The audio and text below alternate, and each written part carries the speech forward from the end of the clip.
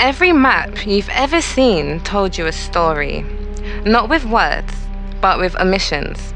You learned continents, you memorized borders, you were taught capitals, but no one ever asked you to look at the edges, because that's where the truth waits.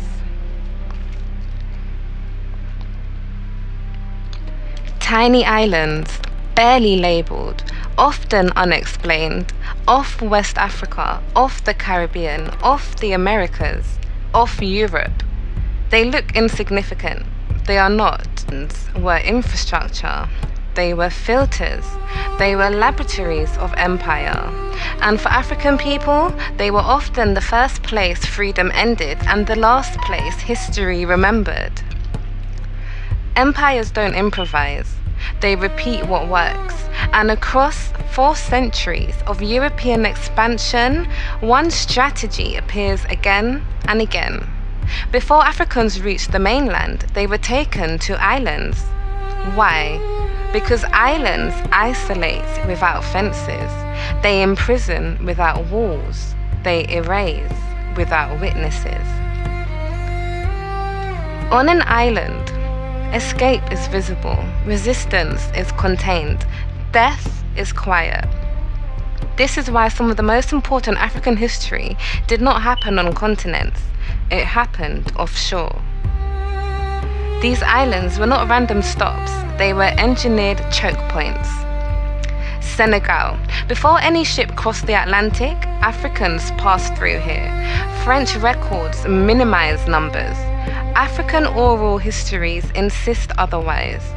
Families remembered this island as the place where people went in and came out different or not at all. The Gambia, renamed multiple times. Each name change an attempt to overwrite African memory, but local griots preserved its meaning, an island of capture, resistance, and refusal. British commercial records are unusually detailed here because this island specialized in African expertise. Rice growers, engineers, skilled laborers. Africans were not shipped randomly, they were selected. Offshore complexes. The dungeons faced the sea, not the land, because the land still knew them. Here is the part rarely spoken aloud. Not every African taken to an island was shipped onward. Many died during quarantine, were executed for resistance, were worked to death maintaining the island itself. These people do not appear in plantation records. They have no descendants counted in censuses. But the islands are full of unmarked graves, and the water remembers where bodies were dropped. Some islands broke empire control. They became black zones, pre-independence offshore caves. Maroon communities use small surrounding islands as training grounds, spiritual sanctuaries, escape buffers. An Afro-Caribbean island with language, culture, and memory closer to Africa than the mainland. Surrounded by natural barriers, treated as geographically inconvenient by colonizers. Translation: uncontrollable Africans lived there. Maps began to lie. Island names tell on empires. Many are African words bent through European tongues. Others are saints' names slapped over sacred African geography. When Africans said the old names out loud, colonial administrators wrote native superstition, but oral history preserved what ink could not. Names passed through songs, funeral rites, fishing routes, children's nicknames. Maps were revised, memory was not.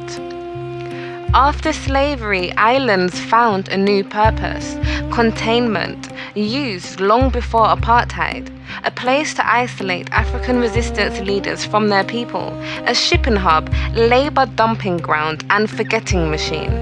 Africans stranded here were often never repatriated, never documented, never claimed. Families remembered, governments did not. Because acknowledging these islands changes everything.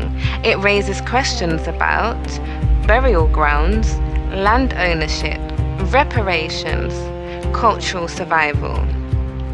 If these islands are African historical sites, then someone owes someone. So the story was simplified, uninhabited, insignificant, too small to matter, but nothing that held this much black life was ever small. The ocean is not empty. It is a library without walls. Every island you see on the map, every dot you were told to ignore, is a chapter of African history waiting to be read aloud again. The islands were never the edge of the story. They were the threshold. And once you understand that, you will never look at a map the same way again.